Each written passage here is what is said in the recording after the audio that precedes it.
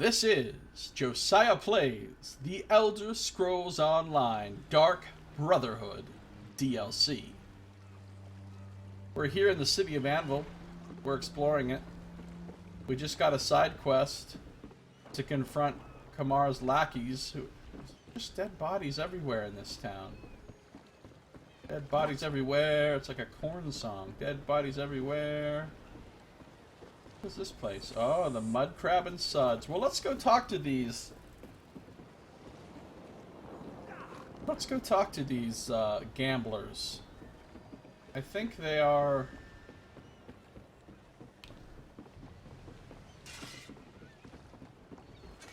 I think they're down here. Another 20 then, unless that's too rich for you. Is it? Is it too rich? We don't. The world may never know. What's up, Knuckle Bones? My Argonian friend. I'm on my break. Leave me to my game. I need to ask you about the Dockmaster. Seek another for your troubles. I only wish to die in peace. No, I don't have the Oh, I do have the persuasion thing. Kamar sent me to make a withdrawal, and he's kind of impatient. I'll tell him you're too busy. Wait. Let's not be hasty. Here's where he keeps his gold. Take a little nip for your trouble. He never notices. Thanks for the advice. Got it. Now I gotta go to the stash. Where's the That's stash? 3 times, Gurg. Let me see those dice. You never complain until your dice run cold. Luck is like a guar pasture. You have to be careful where you Where is step. this alleged stash? Yeah. What she said. Both of you, shut your face holes and toss the bones. Shut your face holes. Very nice.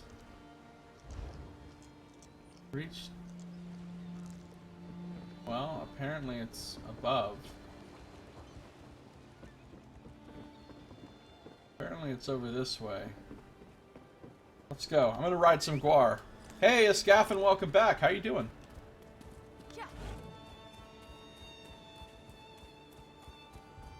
Going to find a stash.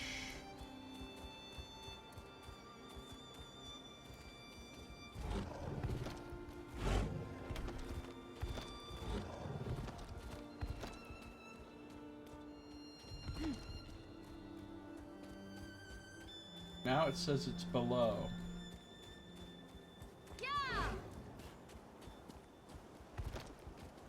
Pick the lock and steal the stash. Oh, here it is. How nice.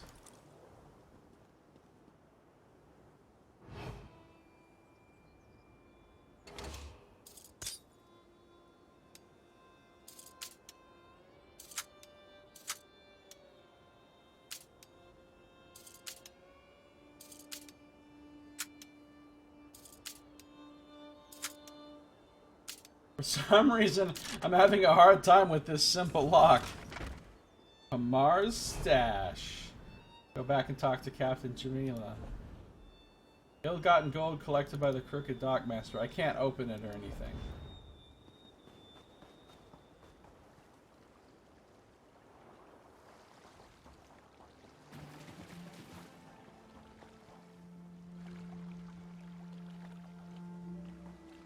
Have I already looked at this little island? Yeah, I found... Oh, but there's a treasure chest over here.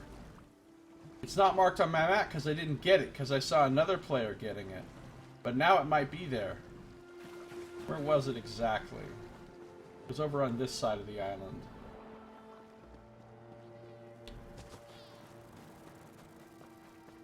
There it is! Treasure chest!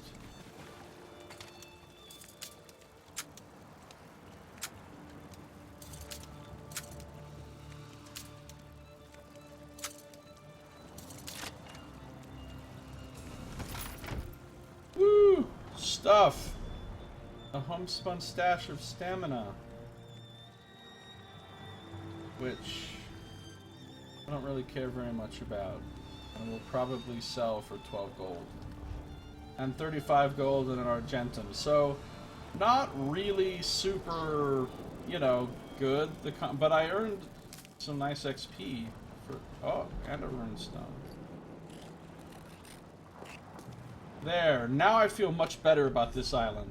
Now that it's got several things marked on it, I feel much better about it on my map.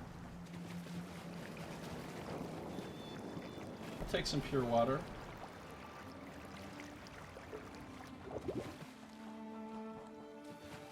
Use that to make potions.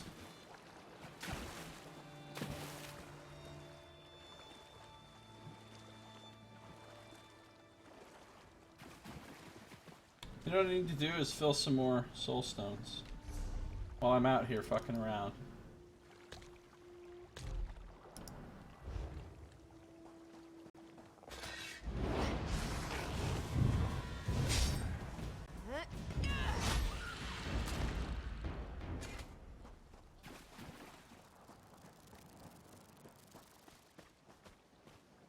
I can't fill a soul stone from it now. It won't even let me cast it on him.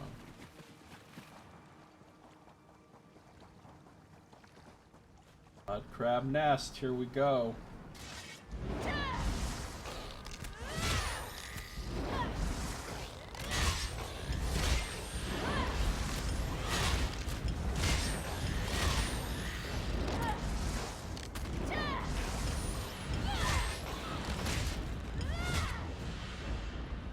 Oh, I just filled a bunch of soul stones right there. That was nice.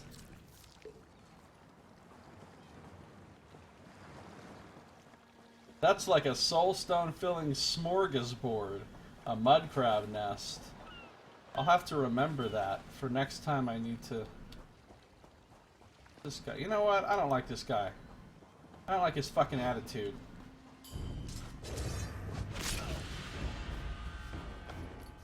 Look, he had 100 gold item on it. Worth it. This expensive container, which harkens back to a style popularized in the First Era, can be found in many affluent households. Your character is not pretty? What are you talking about? She's a barbaric beauty. Not pretty, he says.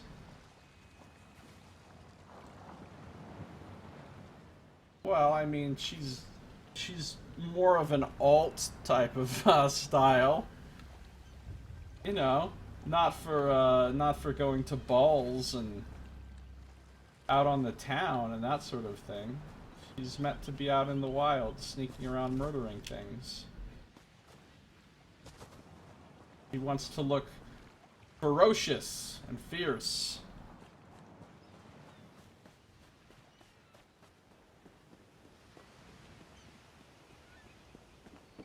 I'm getting on my guar.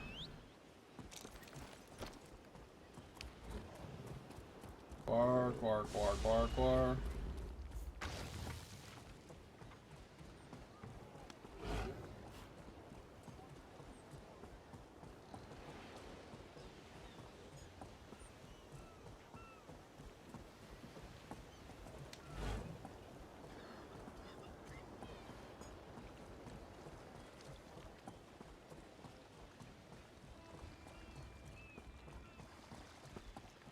Next time, I'll wound more than just their pride.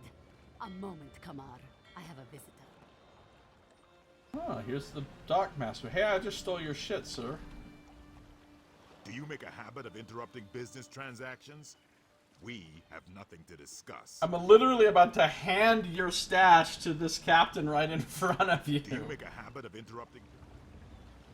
Captain Jamila, we might want to talk about something, or, you know, over there somewhere. My friend, you've arrived at a bad time. I'm playing host to the King of Skeevers, and he hasn't the sense to know that he's outstayed his welcome. Just wanted to see how negotiations were going. And I slip her the stash. Ha! Negotiations! Call it what it is. A ransom. Extortion. It would save us so much time if they just dropped the pretenses and robbed me. Good work. Let me pay this fool and get rid of him. I'll leave you to your business then. I'm tired of your complaining. Pay what you owe, or the Red Sails will seize this ship. Fine. Take your ransom and choke on it. There now. Was that so difficult? Difficult is keeping my claws from ripping out your throat. See you later, Doc guy. Take pride in your work, I always say. Alright. Give me my monies.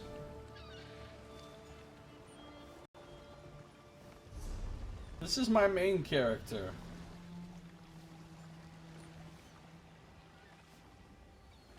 I think she's beautiful in her own way.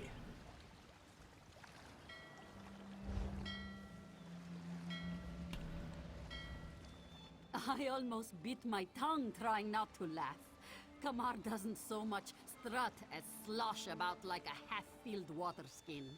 He's completely oblivious to the misfortune that just visited him. It's too much. Hey Jack Store, welcome. How you doing? Alright.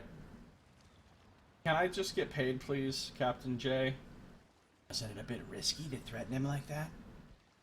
It was what he expected of me. Being too quick to accept defeat may have aroused his suspicion. He seemed convinced, so he may not notice the theft for some time, let alone suspect us as the culprits. Take my share now. Here, that's most of what's left after I paid off that walking canker. Thanks to you, I might break even on this voyage. Enjoy your time in Anvil, friend. I hope to never see these despicable docks again. 184 gold and some blue equipment. Not bad. Alright, thanks. Bye. And 1,412 experiences. It'll be good to have the wind in my fur and the sea air in my nose again. I can't wait to set sail and put Anvil behind me. I'm doing pretty okay, actually. Pretty good, Jack Store.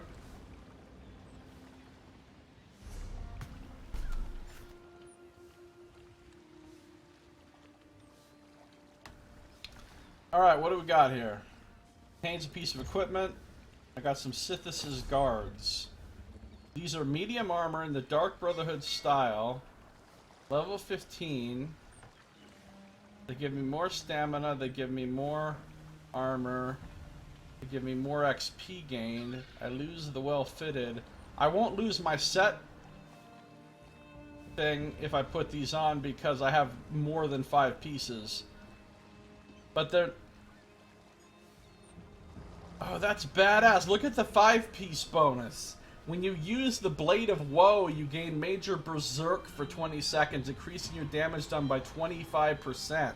So when you gotta kill more than one person, you kill one with the Blade of Woe, and then it turns you into an ass-whipping machine. It would be nice to get this whole set.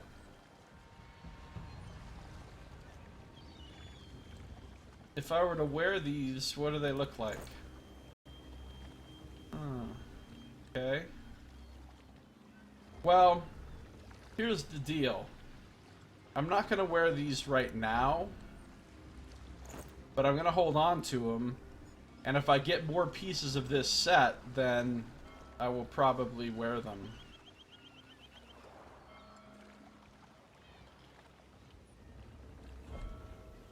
How do you find this game so far?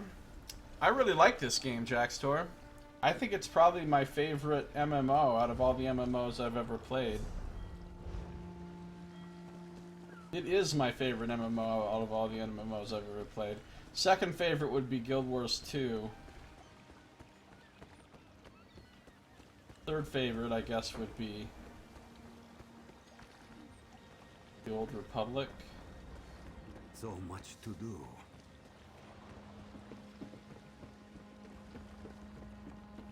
Then there's WoW, which is in its own whole category. I both hate WoW and still have some old love for WoW. WoW for me is like What is it? when you meet somebody and you fall in love with her or him, you know, whatever your deal is, and you have a intense Can you spare some coin? love affair, and then you have a really ugly breakup, and like they hurt you real bad, and so you kind of hate them from then on, but you also, part of you will kind of always love them. Kind of like that for me and WoW. They tell me you brought the Nords, Argonians, and Dunmer together to defeat Balrath. I did do that. How did you know I did that? That happened on the other side of the world. Somebody's well informed. Oh, gotta have it. It's green. We got a scent of Magicka cologne, a bottle of flowery perfume. The label promises to make anyone smell like a powerful magic user. Yeah, I'll bet. Here's some people that I could murder, theoretically. I thought there might be a bard in here. Singing. Oh, there's a book. We might have to do a little more reading, folks.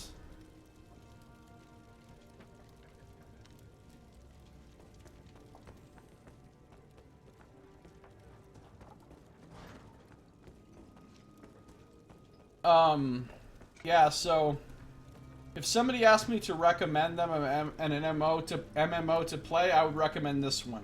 If they asked me to recommend them two, I'd recommend this one and Guild Wars 2. I wouldn't really ever recommend anyone play WoW. Even though obviously there are a lot of things about it that are good. I mean, it's the biggest MMO out there that I know of. It's very polished. It's got a ton of features and a ton of content, but I still wouldn't recommend it. Investigator Vale Shadow Fellows. This is like a novel. But is it a novel that has anything to do...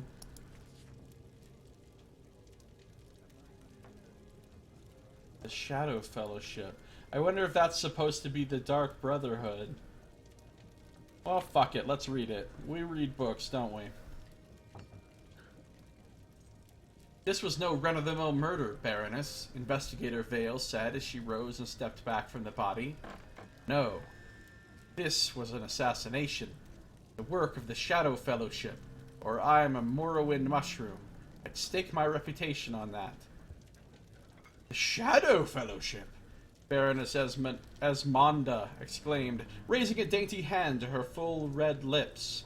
The League of Assassins? That's just a myth. Despite her protestations, the Baroness suddenly went pale and looked around nervously. Oh, the Shadow Fellowship is quite real, Vale said, slipping off her leather gloves and returning them to the pocket of her long coat. They've operated in secret for hundreds of years. Whenever someone gets too close to the truth, they employ bribery, blackmail, and murder to keep their activities hidden. I've made a study of the clandestine organization. Covertly, of course. But I've never had a case that so clearly points to their involvement. Doesn't that frighten you? The Baroness asked. I would completely understand if you decided to abandon this investigation. My dear Baroness, I've never abandoned an investigation in my life, and I'm not about to start now, Vale said indignantly. I just need to determine how best to proceed. Jackstor asked, how do you find multiplayer component? Asking since you play a single player more. Well, in honesty, I haven't done very much multiplayer in this game. I ran some dungeons way back in the beginning, when the game first came out. So those were multiplayer. And I thought they were fun, but frankly not as good as WoW dungeons. I think WoW still does the best dungeons. Guild Wars 2 has okay dungeons. This has okay dungeons. But I've only seen 3 of the dungeons out of a lot of dungeons. And I never played like the high level, super hard mode, whatever they're called. Mythic mode or epic mode or whatever. So I don't know how all that is. I haven't done the PvP in this game. I usually do the PvP in an MMO after I've played it for a while. I did a lot of PvP in WoW and Guild Wars 2 and the Old Republic. But I haven't PvP'd in this yet, so I'm not really sure how any of that is. So I can't really give you a good answer to that question.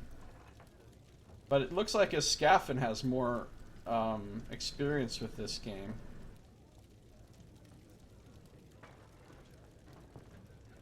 That night, in a richly appointed room above the town's inn, Investigator Vale slept fitfully after talking to dozens of people and following up on a half-dozen leads. Dark dreams troubled her rest, causing Vale to toss and turn in the small bed. Suddenly, Vale sat up, letting the sheet fall away from her body, as she drew out the dagger she always kept under her pillow. She pointed it squarely at the dark room sitting in the room's only chair, the dark form sitting... It'd be really weird if a room was sitting in the chair. Room within a room. Roomception. The dark form sitting in the room's only chair. The figure snapped her fingers and the candle beside the bed ignited with a spark. It helped a little, but mostly it just threw more shadows around the room. "You're from the Fellowship, I presume?" Vale asked. "Let's not apply any label, shall we?" the woman said. Her face was still obscured by shadows and a mass of long, dark hair, but Vale could see that she was dressed in tight leather and wore at least 3 blades that the investigator could readily spot. "Have you come to murder me in my sleep?" Vale asked, her own blade never wavering. "Neither I nor my associates have any desire to see the great Investigator Vale come to harm," the leather-clad woman said. "There's no profit in that. We have one more contract to complete, and then we'll fade away like dew in the morning sun." "The Baroness!" Vale exclaimed. "You're as perceptive as we've heard," the woman said. "But sometimes even perception arrives too late to change the inevitable." The woman rose and stepped to the room's single window. "Enjoy the rest of your evening, Investigator," he said with a slight bow before slipping into the night. Investigator Vale did not sleep the rest of that long, dark night. In the morning, Vale returned to the Baroness's manor house to find that the town guard was already at the scene. She approached the captain, an older man she had worked with in the past, and nodded a grim greeting. "Baroness is dead," Vale said. It wasn't a question. The captain of the guard nodded. "Fell down the steps in the night and broke her neck," he said. "Must have been the grief over her husband's murder that made her careless. Such a shame, but there was no way to stop an accident like that." "Yes," Vale agreed. "But there will be a reckoning." And with that, Investigator Vale turned and departed the manor house, already thinking of numerous ways to deal with the Shadow Fellowship. Someday, perhaps, she would take on these villains. But not today. Not today. Alright, so this is like a novelization of the Dark Brotherhood. Good times. Did we talk to Buki yet? Yes, the sign says 83 ales on tap, but we have 82 empty barrels, so you'll order what's left. Let's see what you got. Okay, alright. Bunch of stuff I don't want. Let me sell some shit. And by some shit, I mean this homespun sash of stamina. And that is all.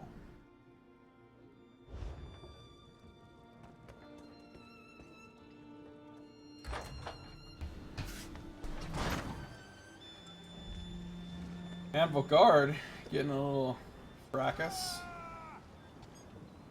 with nobody, apparently. I don't know if I can take much more of Gavro's mischief. You know, I found a crate full of bones, a shriveled up heart, and a knife under his bed. It's mercy. What's he doing with all that? Wouldn't say. Just told me I'd find out soon enough, and scampered out like a dock-tailed skeever. Kids, am I right?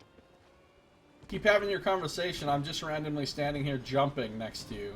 I'm doing some plyometrics. Don't even trip. Alright.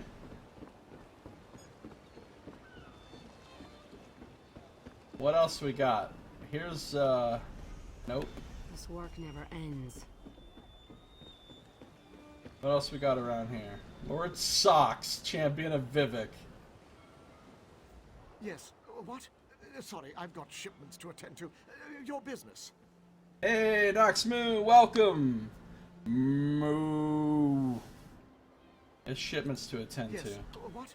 I have a feeling we'll be talking to that guy again later for a quest or something. Because people are gathered around talking to him, and there must be a reason. There are so many people you can murder in this town. Anvil's not as sophisticated and civilized as it used to be, and I, for one, like it this way. Well, I think it's a cool town to be a rogue in, I guess, even though there's still a bunch of guards. So this is where you come to make some stuff. No, you don't make some... It's another guild trader with their own whole building. One guild trader for a whole building. I would think they would... Oh, and there's a thing I can read there, too. I would think there would at least be, like, 3 guild traders in here. Anvil taxes. All Anvil tax collectors, read now! I recently learned that some of you slow-wits are still charging the docking fees set by Count Ephraim, 1/10 of all gold exchanged for sales or purchases. In case you laggards forgot the recent sacking of Anvil, Count Ephraim isn't in charge of the docks any longer. Governor Fortunata runs these docks now, and you'll charge all vessels that make port and exchange cargo on my docks by her new fee, 1/5. Oh, this is from the Dockmaster Kamar. We just met this guy. I don't remember what his voice actually sounded like. 1/5. That is a brutal fee. I'm doing good, Nox. Thanks. What's happening with you? For those of you simpletons who don't know what a 1/5 is, count your fingers and your thumb. Your thumb is a 1/5, the amount you take, and your fingers are the rest. So when you see a stack of gold, take your thumb's worth or more, but never less. Anyone complains, you crack their heads open. If there are too many for you to crack alone, you come tell me. We'll go to the ship in force and crack their heads together. No matter what, no ship leaves until its captain pays. If a ship does leave port without paying their taxes, the sentries assigned to keep her in port will pay her docking fees in thumbs and fingers. Literal thumbs and fingers. Also, starting tomorrow, anyone I find collecting the old tax rate is spending a night in the sea cages. Sea cages don't sound good. Dockmaster Kamar. Alright, thanks, buddy. So they're not under the rule of good people here that are treating them fairly. Is what I'm getting. Man, I still need to be in a trading guild. Every time I type this, nothing happens. Used to be, in the beginning of the game, you'd type looking to join trading guild and you'd get invited by like 3 guilds right away. These are not those days, apparently. These are not those days. Okay, let's see what's over here. What is that? There's something over there. A lot of roguey looking people. There's the other entrance to the city proper. There's the dire wolf. So dire.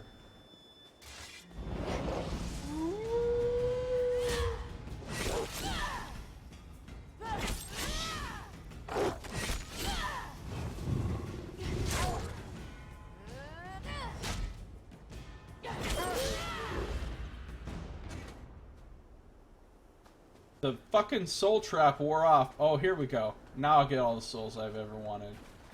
Mud crabs. Bunch of them.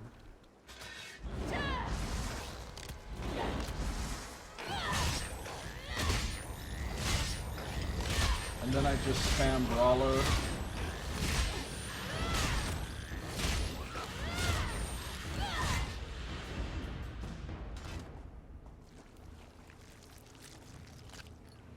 Cool. All my soul gems. Who's this? Oh, this is a player. You'll be fine. I said you'll be fine.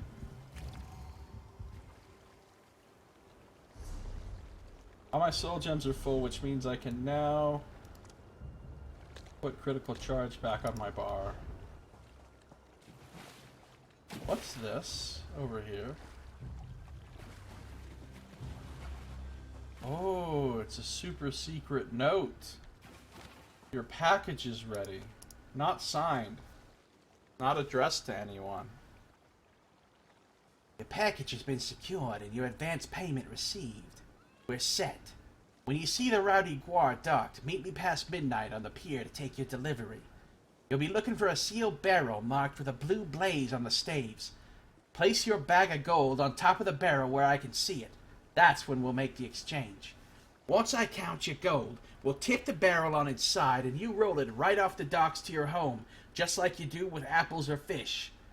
I have an understanding with the dockmaster, so none of the red sails will stop you. If one does, just tell them you're delivering mouse meat. They'll get the message. If you're worried about any noise or shouting from inside the barrel, don't be. What? Okay, that threw me for a loop. I thought, alright, maybe some kind of contraband, whatever. This is like human trafficking. I'll take care of that before we land with a special potion of my own design. Your package will be absolutely quiet the whole way home, even if you roll and jostle it on the road. Give you another potion to counteract the first. I'm certain you'll be more than satisfied with my delivery.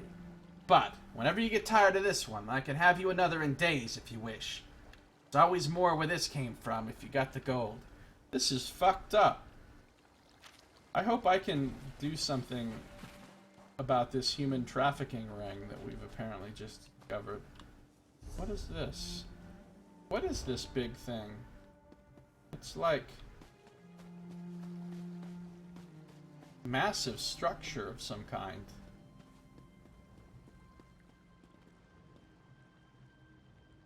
Seems very empty. Oh, we got stuff to read. I could just sit in a seat. There we go. This is what we're going to do for the next 20 minutes of this stream. We're just going to sit now.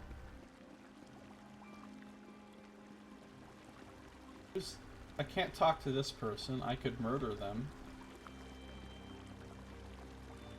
Pirate Queen of the Gold Coast. Okay. So even more about the Provincial Emperor, or the Provincial Governor, Fortunata. We'll read that in a second, after I'm done looking around here. Oh, maybe this is the keep or palace of the governor. I think it is probably. It just said Anvil Castle. You've seen the stone mermaid yet? It's a fine sculpture. Just don't go swimming there. The locals don't take kindly to people scaring off the fish. I've got the whales to prove it. Okay, stone mermaid. If you're looking for a warm welcome, you've come to the wrong place. This castle's just a pirate's roost nowadays. A pirate fortress and a chapel of the divine sitting side by side. They're like pond water and fish oil, these two. Without the great smell, of course. Oh yes, the great smell of pond water and fish oil. You've seen the stone mermaid. Where's the stone mermaid? It must be in town. Because this right here is the cathedral that he's talking about, and this is the castle. Can't go in that way. I can go in here, but before I do, we gotta read about the governess, the governor.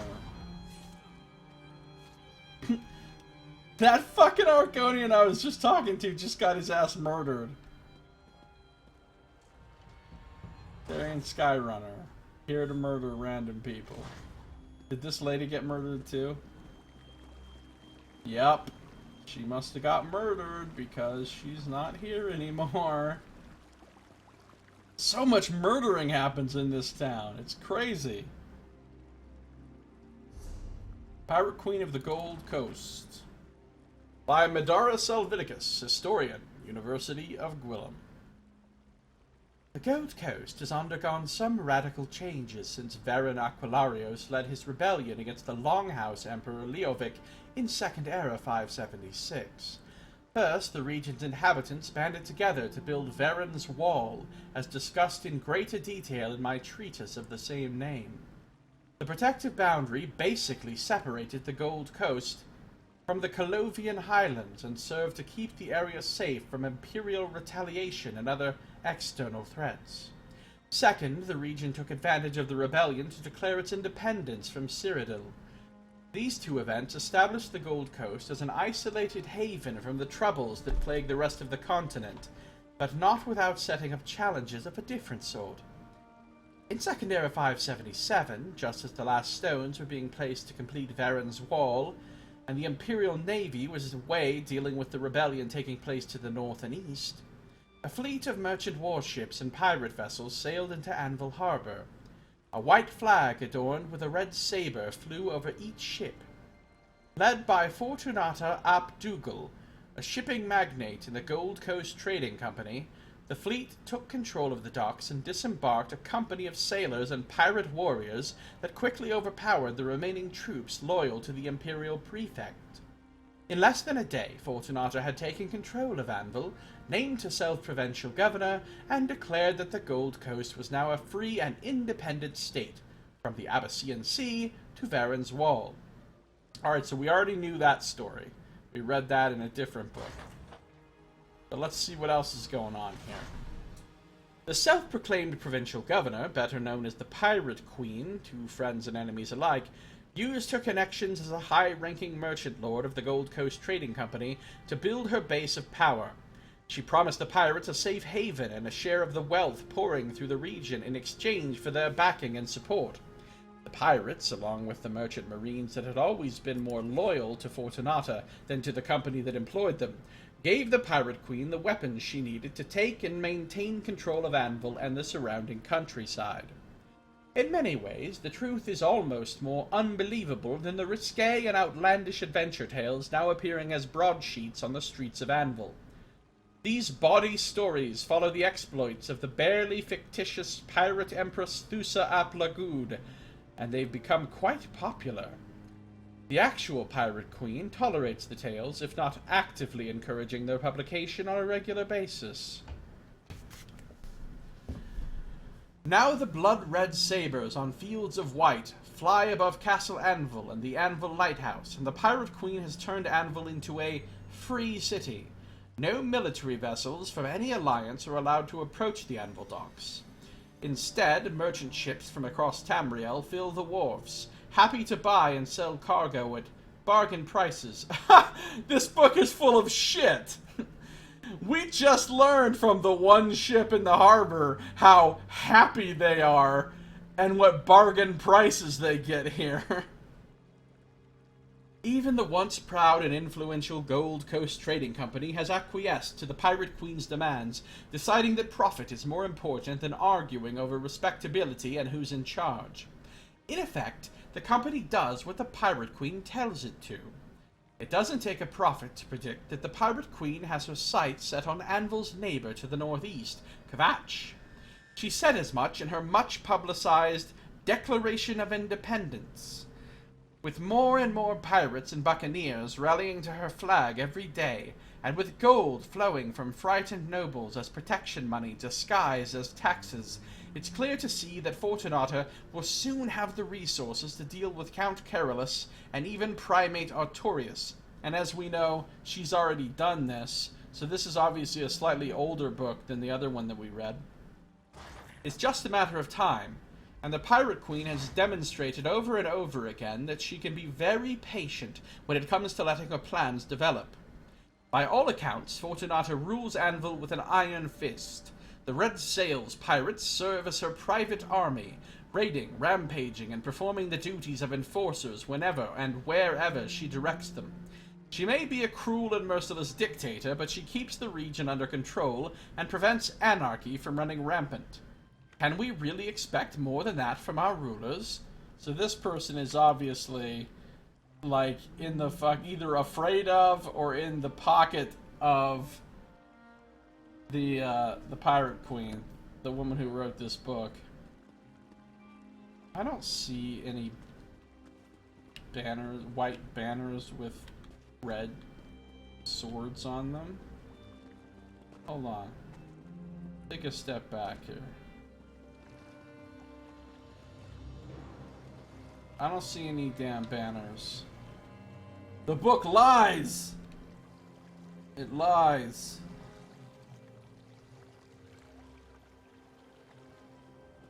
And there's only one ship in the fucking port besides these little boats. There's only one ship, and the owner of that ship is pissed.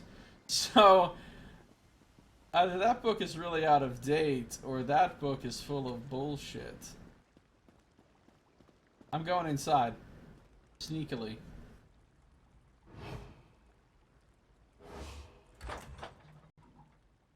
Anvil Castle. A fortification has stood upon this site, guarding the harbor for all of recorded history. Over time, the military Anvil Fortress was gradually rebuilt into the elegant palace known as Anvil Castle. That must be the Pirate Queen, reclining in what is surely not a very comfortable position on that throne. And that's a lion. We got us King Ezekiel here, ladies and gentlemen. And there's Daryl. Walking Dead.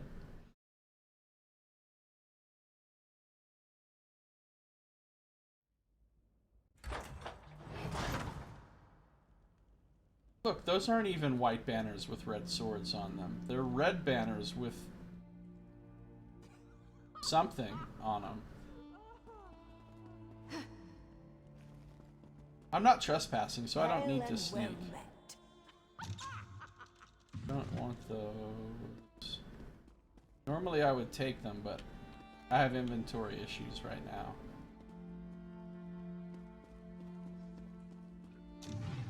I'll take that, though. I'll certainly take that.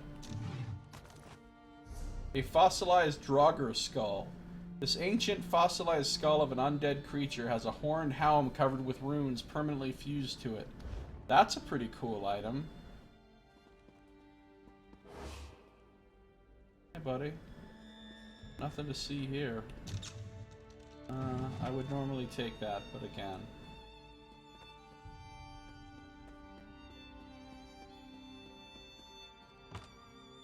Harpy feather pillow.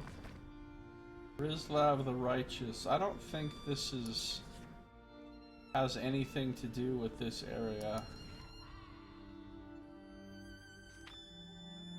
Now it's talking about Kvatch.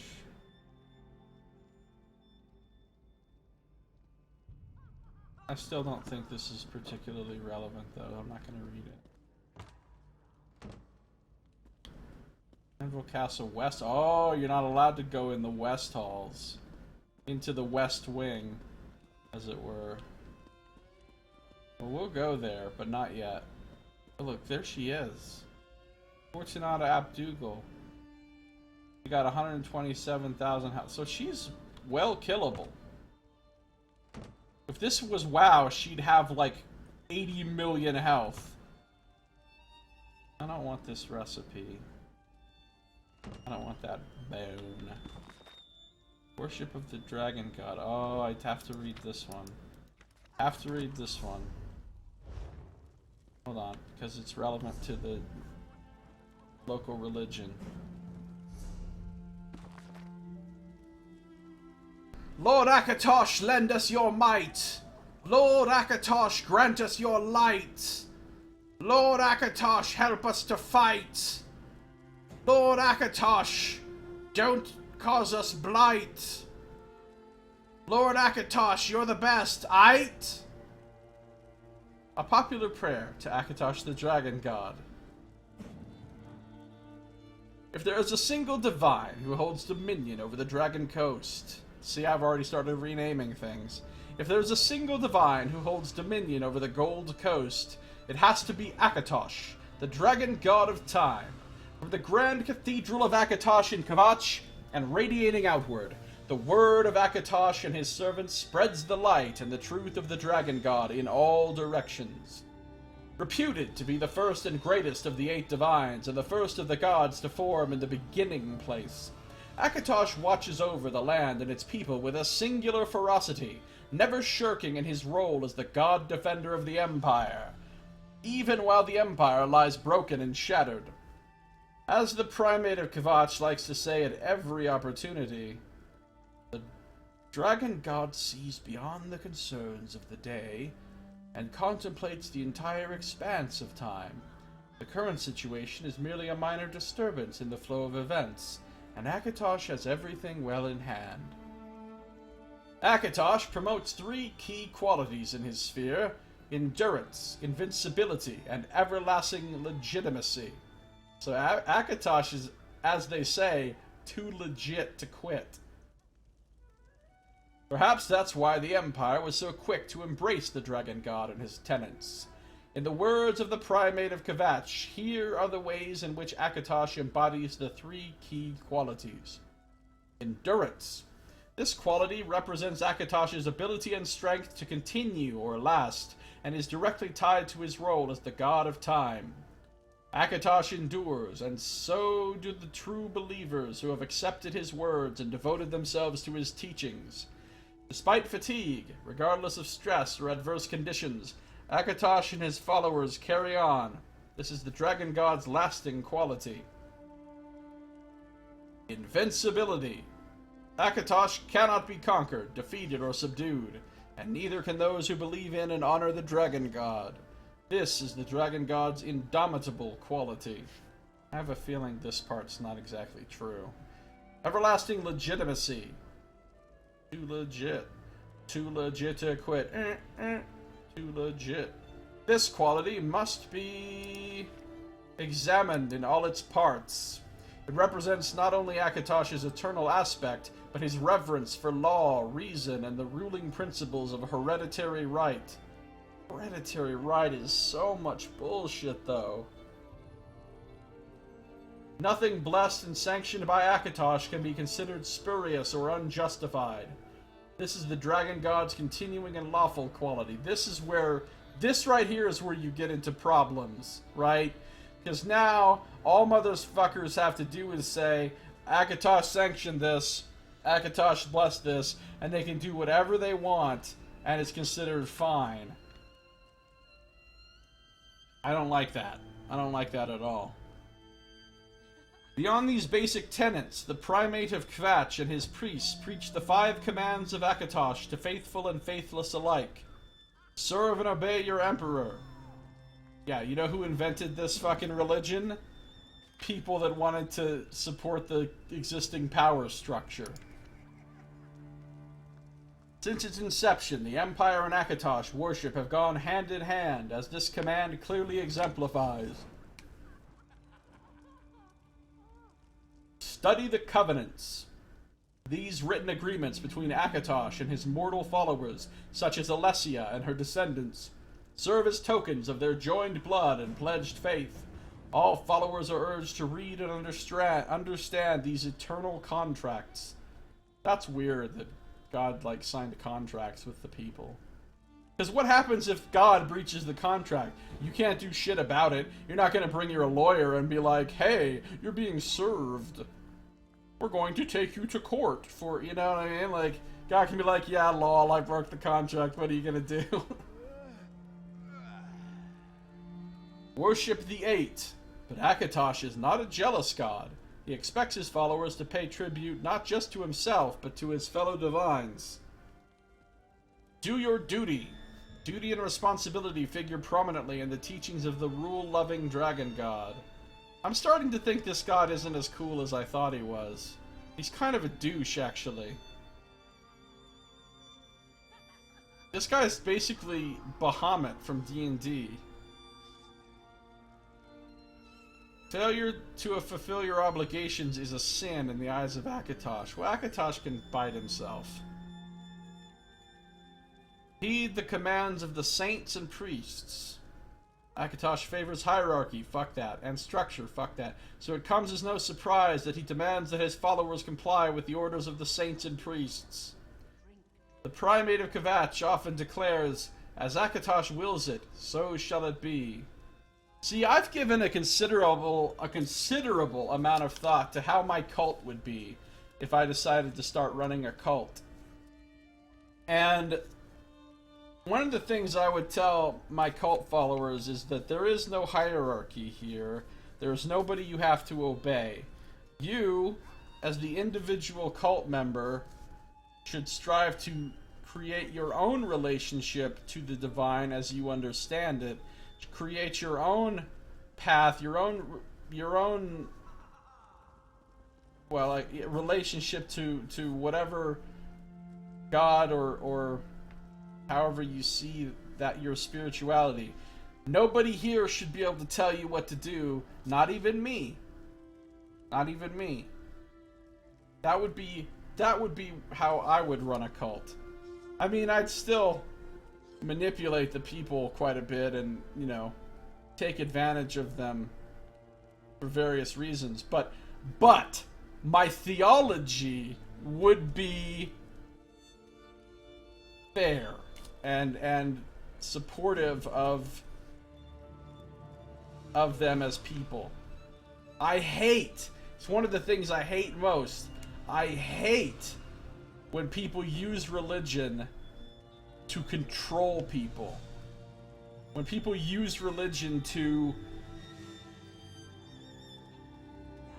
get people to do what they want, to support the power structure in the name of God, quote unquote. I hate that shit. If you're going to invoke God, in my opinion, then you need to fucking not do that shit to advance your own power. That's my opinion. It's just not cool. Just not cool. As Akatosh wills it, so shall it be. For the dragon god of time embodies yesterday, today, and tomorrow, and he embraces the rules that keep the world ordered and precise. Do we really need the world to be ordered and precise, though?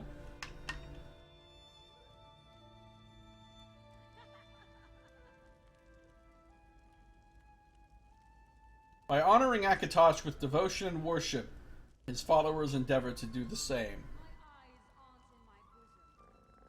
Look, if there were two literal gods that came to Earth and they were actually real and everybody knew that they were real, and they're like, one of us is going to rule over the Earth and we're going to do things my way.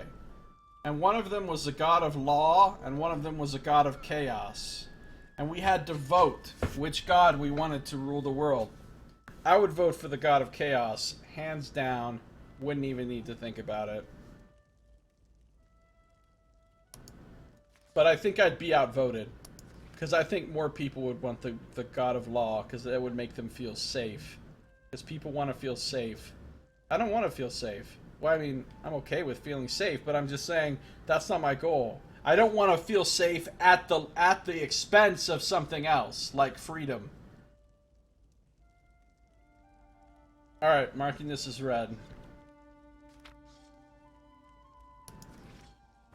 Now we know that Akatosh is... Well, I guess we should have figured that Akatosh was kind of douchey, because when we read this crazy thing about, you know, the vestments. I don't remember which one it was.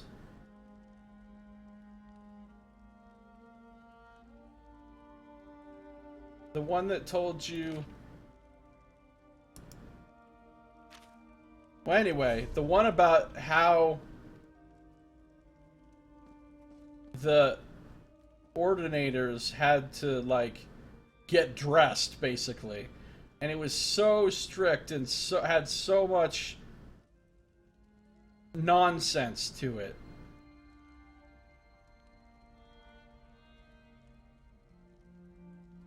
Right there, I should have known. Akatosh is some bullshit.